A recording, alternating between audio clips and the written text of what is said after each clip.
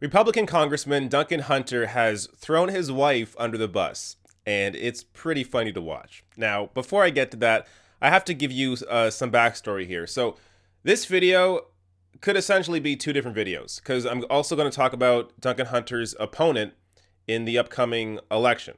But first, let's get to what Duncan Hunter was just indicted over.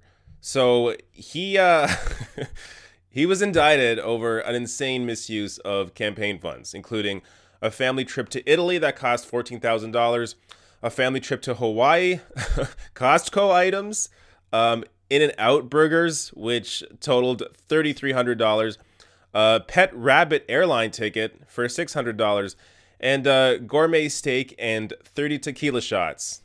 So Duncan Hunter is in a world of hurt, but it's okay because you know what?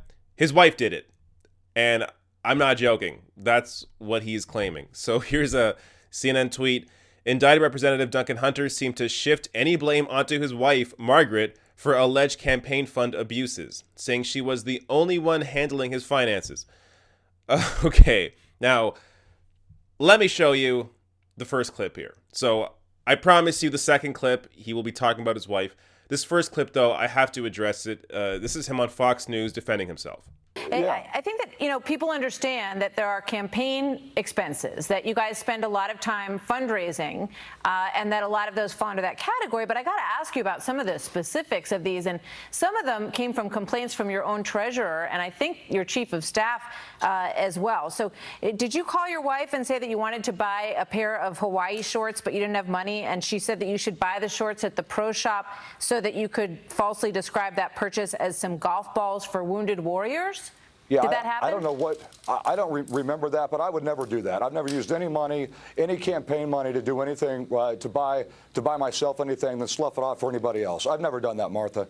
And what they've done, what I've seen that they've done too, is edit some of these text messages and make them look different than they are. I can't pull down text messages from 5 years ago, but no, I would never do that. And just because somebody texted me that doesn't mean that I had anything to do with anything that happened after that or did that. Okay. In the middle of that answer, Duncan Hunter changes course. He contradicts himself. So he first says about the expenses that where he bought shorts and he tried to cover it up by having it as an expense for wounded warriors. So he first responds to that by saying, quote, "I don't remember that, but I would never do that." And then in like the next sentence or the two sentences later, he says, just because someone texted me that. Wait. First you said you don't remember that text. And now you're saying, well, just because someone texted me that doesn't mean I did it. But they have the receipts. They have your text messages. And you claiming they edited your text messages, but then also saying that, oh, yeah, someone did text me that. And later on in the interview, he also admits to other text messages that don't make him look good.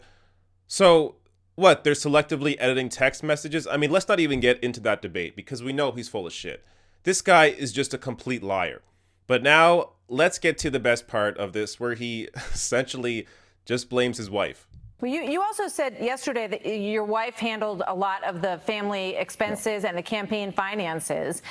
So are you saying that it's more her fault than your fault? Well, I'm saying when I went to Iraq in 2003, the first time I gave her power of attorney, and she handled my finances throughout my entire military career, and that continued on when I got into Congress because I'm gone 5 days a week, I'm home for 2. So and she was also the campaign manager. So whatever she did on that'll be looked at too, I'm sure. But I didn't do it. I didn't spend any money illegally. I did not use campaign money, especially for wounded warrior stuff. There's no way.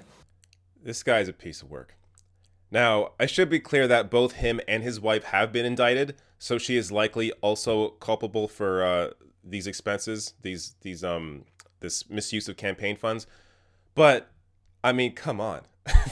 This quote here, whatever she did, that'll be looked at too, I'm sure. But I didn't do it. Unbelievable. The balls on these people. They're all about family values.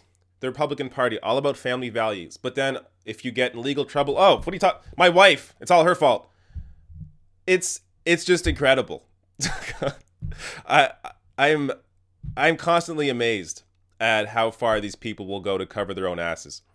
Now, let me talk about a more positive aspect of this whole thing, and that's who Duncan Hunter is going up against in November, and that's Amar Campa-Najjar, who is a Justice Democrat, is an uncorrupted candidate, takes no corporate PAC money, and is pushing progressive policy forward like Medicare for All. So let me first show you a clip from Najjar where he was recently on MSNBC, and let's talk about it.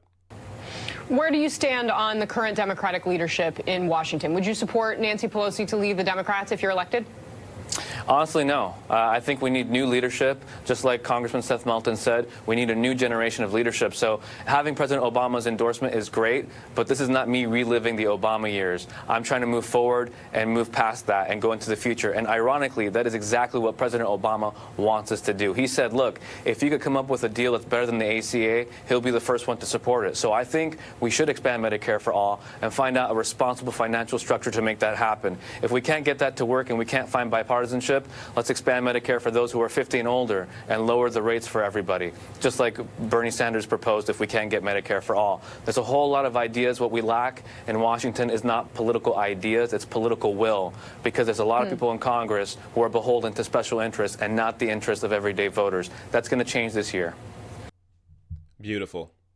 This guy's great. So he gives a straight answer on how he would not support Nancy Pelosi. He talks about Medicare for all. And now some people I know are going to get caught up on his answer there where he was talking about what he's already giving in. He's already compromising. No, if you look at Bernie Sanders' plan for Medicare for all, it is released in steps.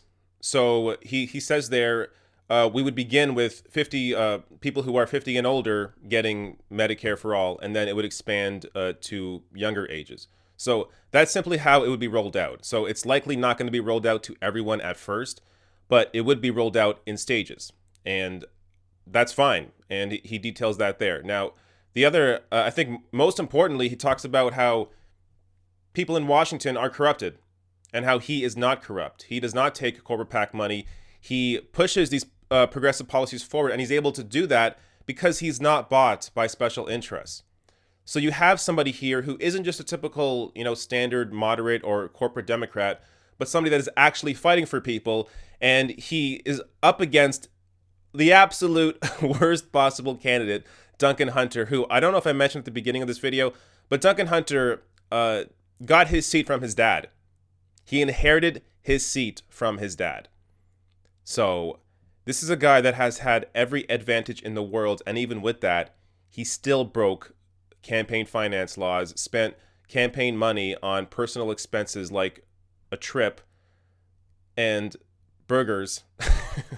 So, and then goes and blames his wife. So this is just the perfect matchup. If you are in California's 50th district, make sure you go out on election day and vote for Amar Campa-Najjar.